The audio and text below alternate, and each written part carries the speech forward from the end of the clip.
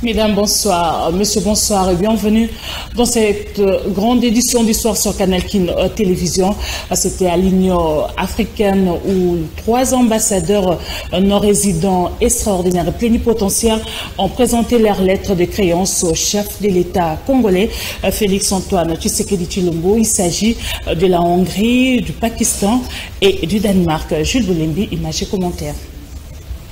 Au cours d'une cérémonie organisée ce jeudi à la Cité de l'Union africaine, le président de la République Félix-Antoine Tshisekedi Tshilombo a reçu les lettres de créance des ambassadeurs de la Hongrie, du Danemark et du Pakistan, tous non résidents à Kinshasa. Le premier, Zsolt Meszaros, est un diplomate hongrois avec résidence à Nairobi au Kenya, où il représente également son pays depuis le 2 décembre 2020. Avant d'occuper ce poste, il a été attaché commercial dans la même ambassade de 2015 à 2020. Bien avant, entre 2009 et 2015, il était responsable des opérations à l'International Testing and Trading Service LTD à Budapest en Hongrie.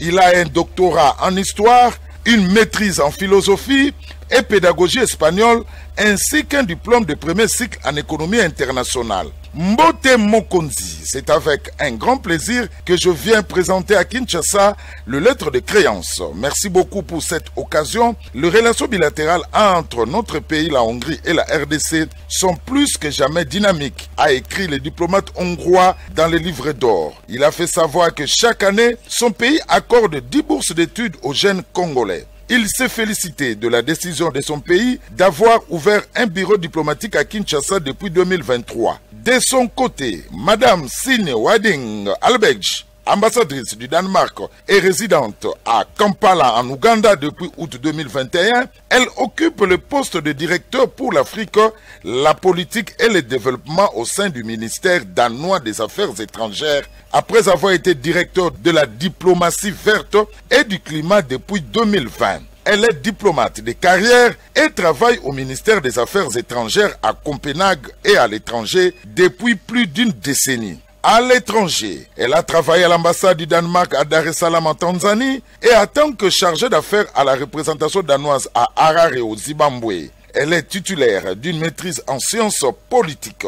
J'espère sincèrement et j'ai l'intention de renforcer la bonne coopération entre nos pays au cours de mon mandat, a-t-elle écrit dans les livres d'or. Enfin, Mourad Basseur est ambassadeur du Pakistan. Il réside à Harare au Zimbabwe et est également accrédité auprès de l'Angola, de la Zambie et du Malawi.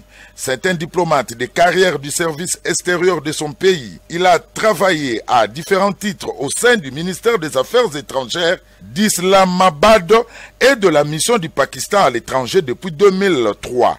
Directeur général 2021-2022, chef adjoint du protocole 2019, conseiller à l'ambassade du Pakistan à Doha au Qatar 2018-2019 et à Berne en Suisse 2016-2017.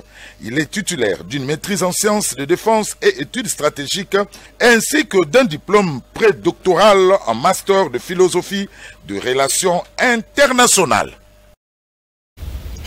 Le nouveau bureau de l'Assemblée nationale a pris officiellement ses fonctions et c'est vendredi 24 mai 2024, c'est après une cérémonie de remise et reprise avec le bureau provisoire qui dirigeait le député national Christophe Mbosoko Diapwanga. Désormais, le bureau caméré prend possession de ses quartiers au Palais du Peuple. Suivez.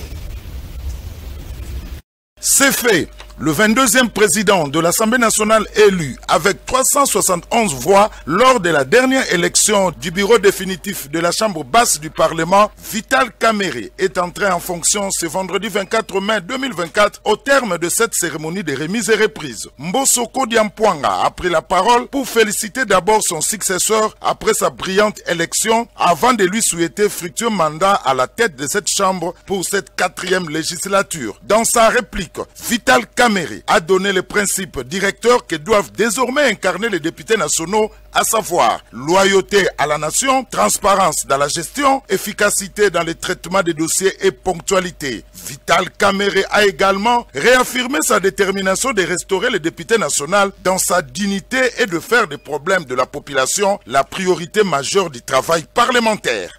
Et l'Assemblée nationale, dans ses missions, est là. D'abord, pour s'assurer si dans son programme d'investiture, Madame la Première ministre a tenu compte de ces desiderata. Est-ce que toutes les contrées du pays, toutes les provinces, toutes les questions, en commençant par la question sécuritaire, la question du quotidien, du social du Congolais, des infrastructures de base, la question de conjurer ce sort de malédiction de nos ressources naturelles qui nous attirent les ennuis. Comment on peut faire, et nous savons comment on peut le faire pour que désormais ces ressources naturelles constituent non seulement une chance pour le Congo, pour l'Afrique et pour le monde, parce que nous sommes au cœur de la transition énergétique. Il s'en est suivi la traditionnelle signature et échange des procès-verbaux pour qu'enfin les nouveaux speakers de l'Assemblée nationale et tout son bureau puissent commencer le travail. Message de félicitations au président ainsi qu'aux membres du bureau de l'Assemblée nationale. En mon nom propre et au nom de tous les cadres et agents de la Direction générale de recettes administratives, judiciaires, domaniales et de participation des GERAD, je présente nos vives et chaleureuses félicitations au président de l'Assemblée nationale, Vital Kamere, ainsi qu'aux autres membres du bureau pour les nouvelles fonctions que vos collègues députés nationaux viennent de vous confier. Nous sommes confiants que vous serez à la hauteur de votre mission à la tête de la Chambre basse du Parlement, comme ce fut le cas lors de votre précédente présidence. Par ailleurs, la DGRAD et l'ensemble de ses cadres et agents vous promettent leur soutien inconditionnel à travers une mobilisation accrue de recettes non fiscales afin de donner au gouvernement les moyens de son action au profit du peuple congolais, fait à Kinshasa le 23 mai 2024, signé Jean-Lucien Boniemé Ekofo. Le ministre de la Communication et Médias, Patrick Mouyaya, a échangé avec un groupe de 18 jeunes Congolais boursiers du programme Mandela Washington Fellowship. C'était le jeudi 23 mai 2024. Suivez.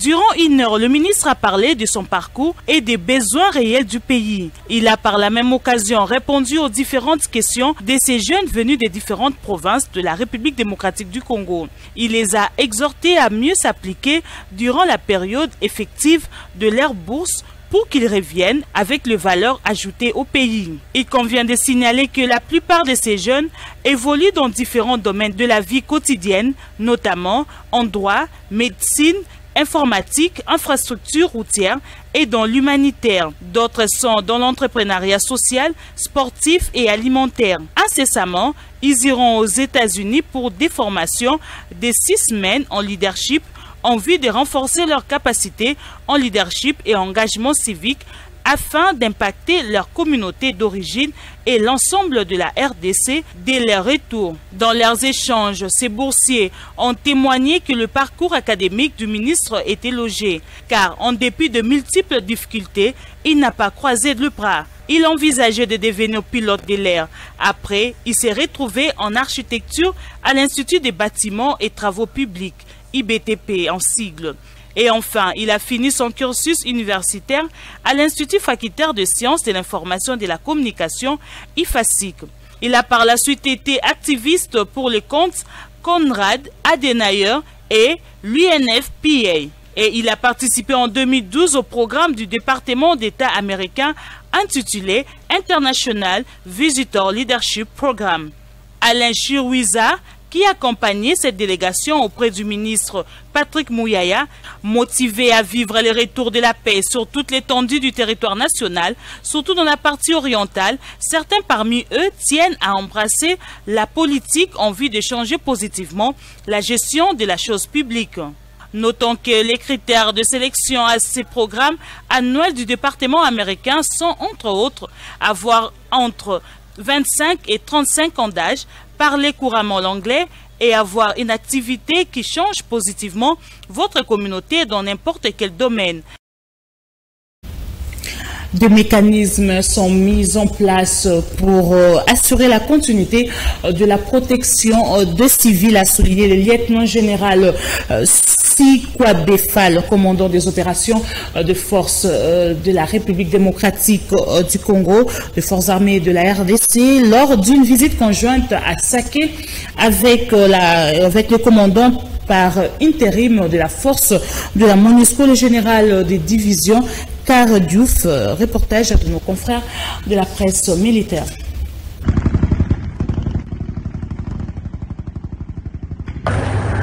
Nous sommes à Saké, c'est-à-dire les forces armées de la République démocratique du Congo, les troupes de la MONUSCO, les autres contingents mis sur place, que l'ennemi occupe les hautes collines. L'ennemi, d'une façon indiscriminée, il tape sur la population civile contre toutes les lois internationales. Les mécanismes mis en place après le départ de la MONUSCO, ça concerne les terrains plus au sud. C'est là que nous sommes dans le processus de relève des troupes de MONUSCO. Et il y a des mécanismes que nous mettons conjointement avec la MONUSCO pour la continuité. Au moment où nous parlons, par exemple, nous avons mis un certain nombre de cadres donc, au bénéfice de la MONUSCO pour être formés sur la continuité d'utilisation des camps qui vont être cédés aux FARDC, du moyen matériel qui va être cédé aux FARDC et dans quelle mesure assurer le plus possible la protection des civils. La MONUSCO, Sami Dirossi et les FARDC collaborent dans ce que nous appelons le CCCO, c'est-à-dire le Centre de contrôle et de coordination des opérations. Là, nous sommes tous ensemble, nous planifions ensemble, nous nous disons des vérités là-bas ensemble et nous appliquons sur le terrain. Donc le deuxième point pour lequel nous nous sommes déplacés avec les forces commandantes, c'est pour nous rendre compte de l'efficacité, de l'effectivité, du prolongement de ces CCO ici à Saké. De la collaboration, c'est des rapports très forts. Nous travaillons donc dans le cadre, si vous voulez, de préparation de nos opérations en toute intelligence. Les FADC étant nos partenaires, et forcément, nous devons travailler en étroite collaboration avec la SAMIDER pour s'assurer que l'objectif commun sera atteint.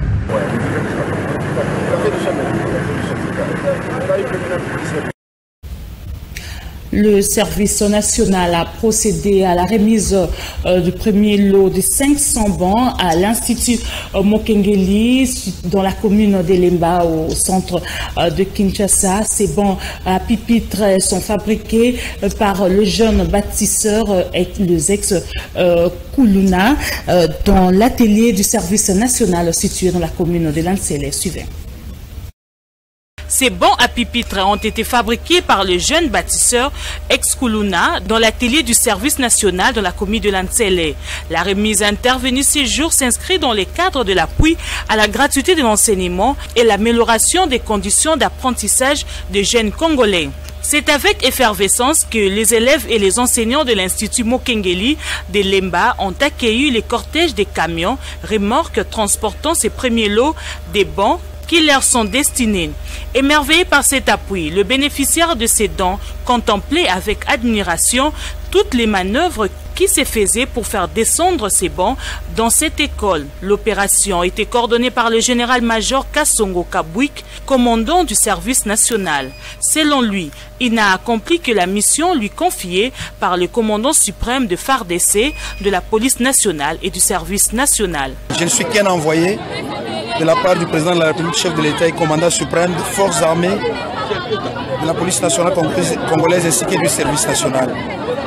Sur ces instructions, le service national a fabriqué ces bancs avec les bâtisseurs.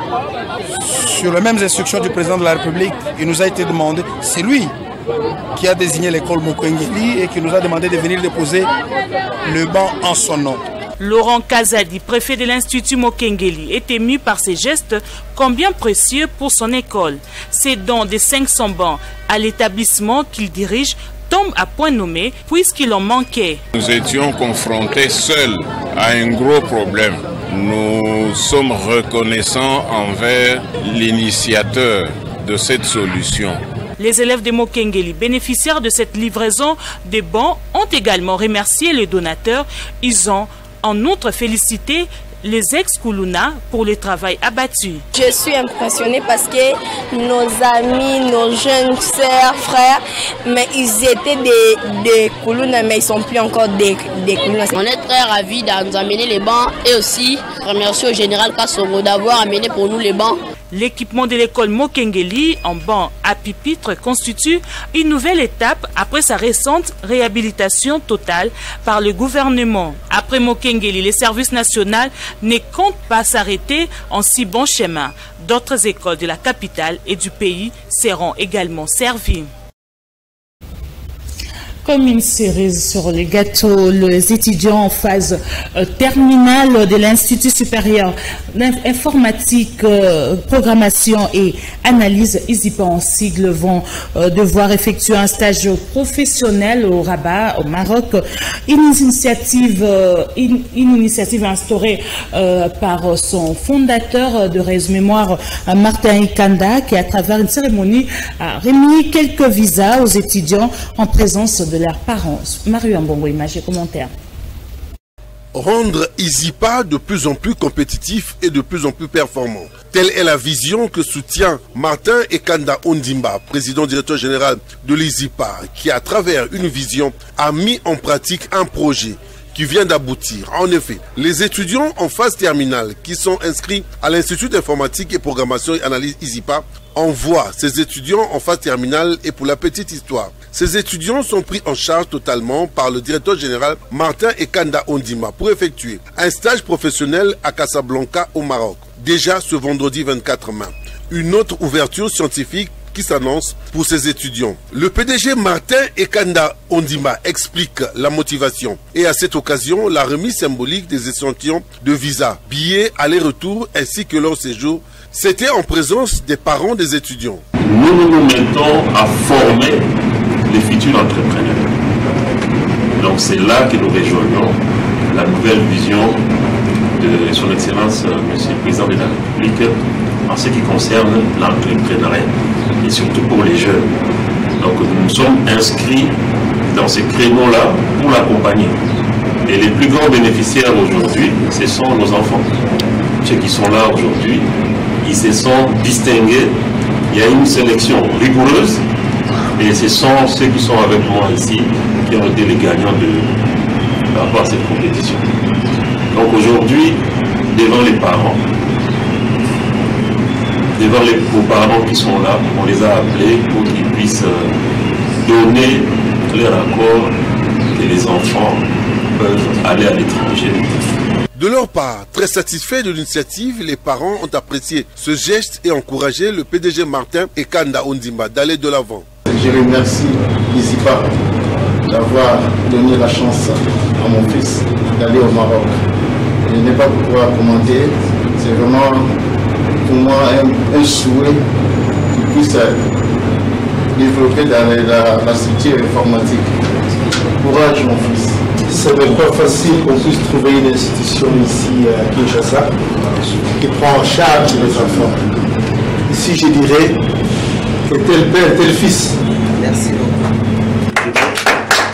Depuis son arrivée à la tête de l'ISIPA, Martin Ikanda Ondimba ne fait que relancer de plus belle cet institut supérieur de renommée nationale.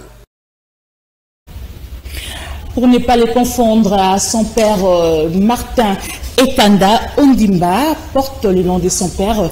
C'est lui le nouveau PDG de l'ISIPA.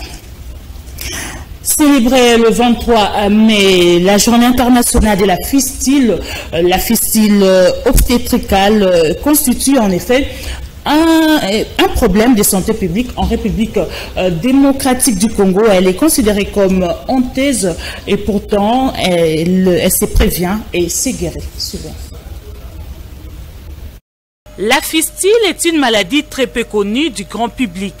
Elle survient au moment de l'accouchement lorsque la tête du bébé exerce une pression de longue durée sur les parois du canal pelvigénital de la mère, occasionnant ainsi une ouverture entre les vagins et la vessie ou encore le rectum. Dolores Nembunzu est gynécologue. Elle opère les femmes porteuses de fistules depuis 21 ans déjà. Un accouchement qui ne s'est pas bien passé, un travail d'accouchement difficile. Et la femme a mis au monde un enfant qui, la plupart du temps, est mort. Et après ça, parce que l'enfant était bloqué au niveau du corps de la maman, il va y avoir un trou anormal entre la vessie de la maman, où les urines sont fabriquées, et les voies génitales. La fistule touche dans la plupart des cas de femmes vulnérables de la société. Cette communication anormale entre la vessie et le vagin est également due à plusieurs autres causes. La femme qui est allée se faire opérer d'une intervention gynécologique, un accident peut arriver et la femme va se mettre à perdre aussi les urines. Il y a des causes traumatiques. Dans les traumatiques, il y a les accidents, des trafics routiers, il y a le viol aggravé, il y a les balles perdues, il y a la chute sur les objets contendants, les accidents du trafic routier, etc. Ça, c'est les traumatiques. Et il y a les causes dues au cancer. Estimé à 4000 femmes porteuses de fistules chaque année en République démocratique du Congo, la plupart des cas de cette maladie vivent dans la clandestinité par manque d'informations, aussi parce qu'elles ont honte de leur maladie. Et la province la plus touchée reste l'ancien Équateur. La prise en charge médicale de la fistule passe par l'intervention chirurgicale qui peut se faire près de 3 fois.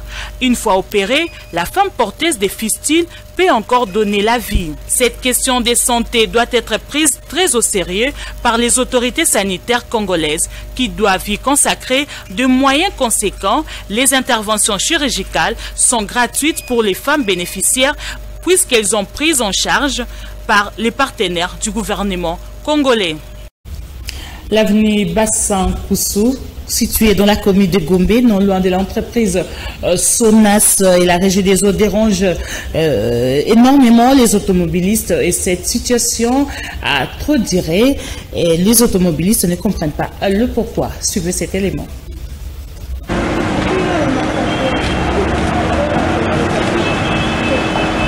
Passer à cet endroit paraît dérisoire mais difficile et inconfortable pour les automobilistes. Se trouve ici à cet endroit, pas trop loin de la Sonas et la régie des eaux, et juste derrière l'hôtel Novotel, semble perdurer dans le temps. Et pourtant, aux heures de pointe, il passe plusieurs véhicules de tout type, camions comme petites voitures.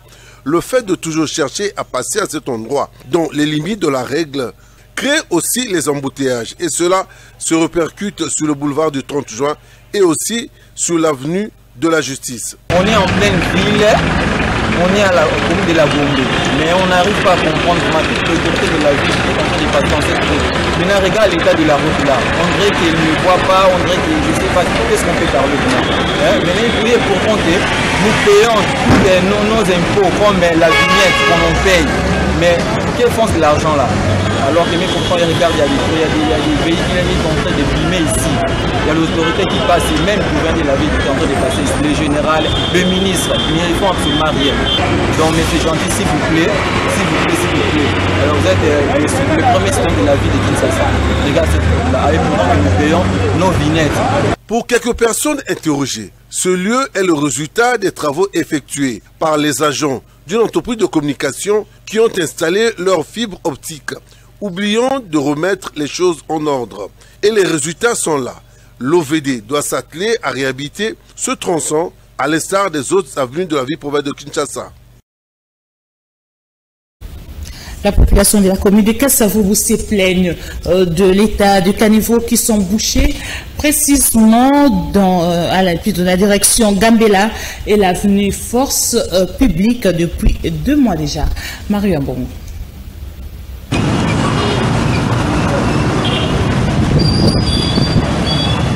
Deux mois, jour pour jour, depuis que les habitants, les usagers et même le véhicule ne savent plus utiliser les tronçons compris entre Gambela et l'avenue Force, suite à son état de délabrement très avancé. Sur place, on peut visiblement voir les eaux qui stagnent sur la chaussée, créant ainsi des flaques d'eau qui favorisent des moustiques et dégagent une odeur nauséabonde. Suite au caniveau bouché par des déchets en plastique et les eaux qui se déversent sur la chaussée.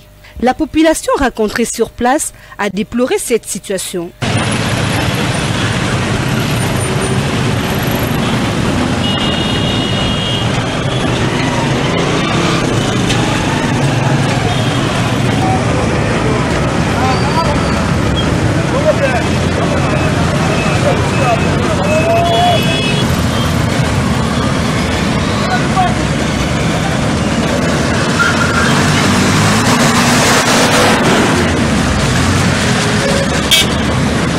Espérons une suite favorable de la part des autorités qui gèrent le secteur des infrastructures. La population veut voir cette artère vêtir d'une nouvelle robe pour le bonheur des habitants.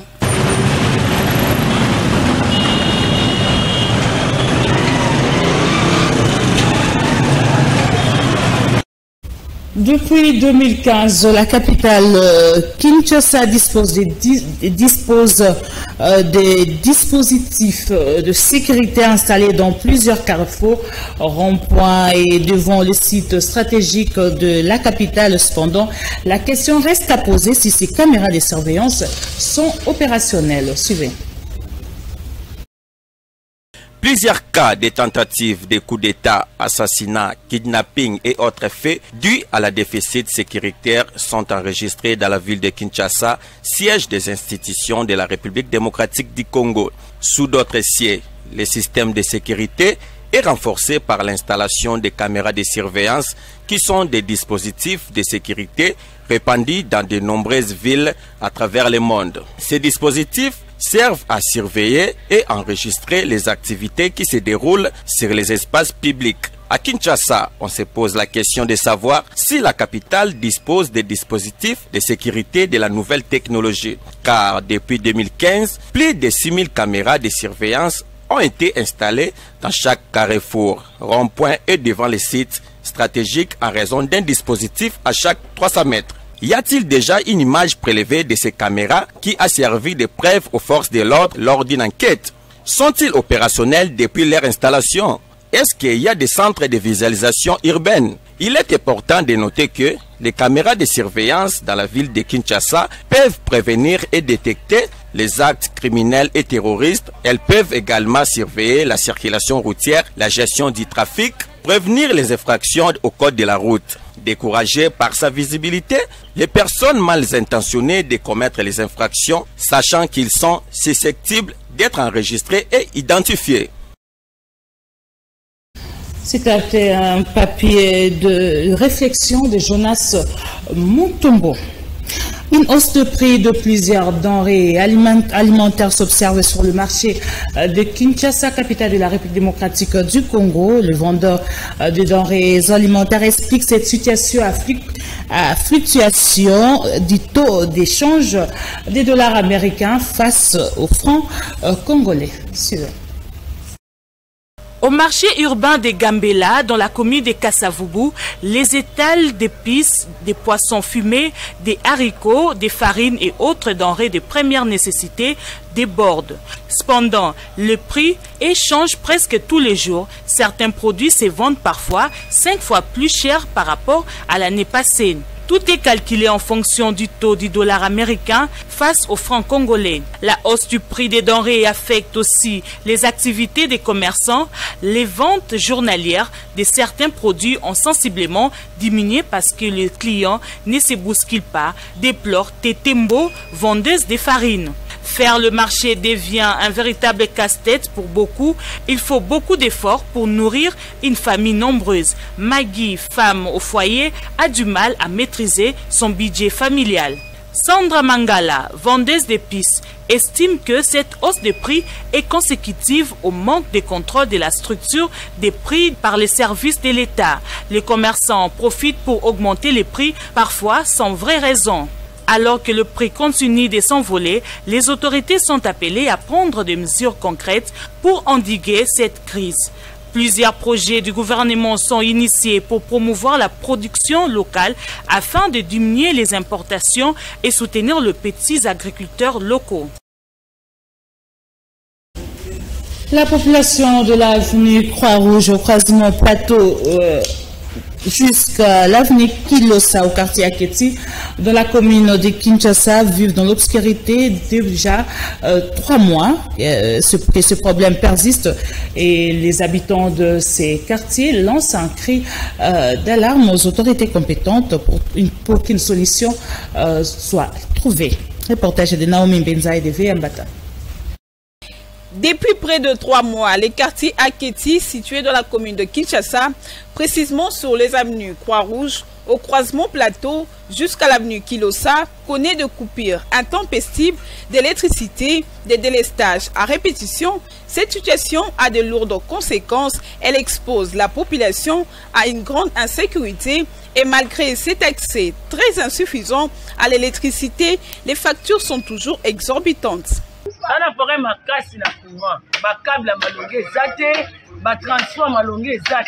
Nous avons un sérieux problème d'électricité. Les câbles et les transforts ne sont plus en bon état. Que les autorités de la SNEL nous trouvent une solution car nous payons nos factures tout le mois. Mais chaque jour, chaque mois,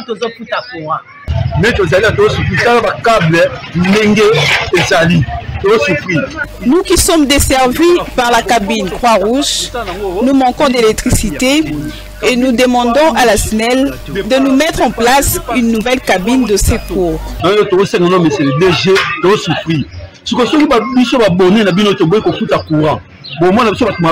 La population du quartier Aketi sollicite l'implication des autorités de la SNEL pour la mise en place d'un nouveau poste afin de les desservir en énergie électrique.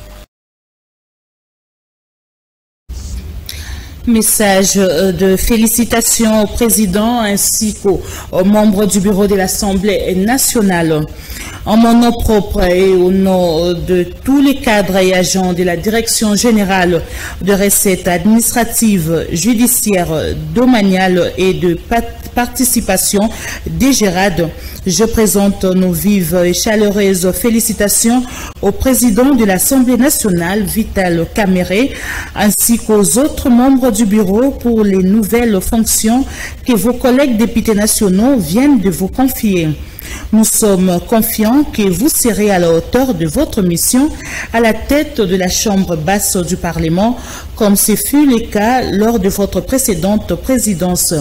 Par ailleurs, la DGRAD et l'ensemble de ses cadres et agents vous promettent leur soutien inconditionnel à travers une mobilisation accrue de recettes non fiscales afin de donner au gouvernement le moyen de son action au profit du peuple congolais. Fait à Kinshasa le 23 mai 2024, signé Jean-Lucien Boniemé Ekofo, directeur général. C'est la fin de cette grande édition du soir coordonnée par Naomi Mbenza, Freddy et Takidi, Serge Quilou, Tony Binda. Dieu voulant, je vous retrouve le vendredi prochain, même chaîne, même heure. Au revoir.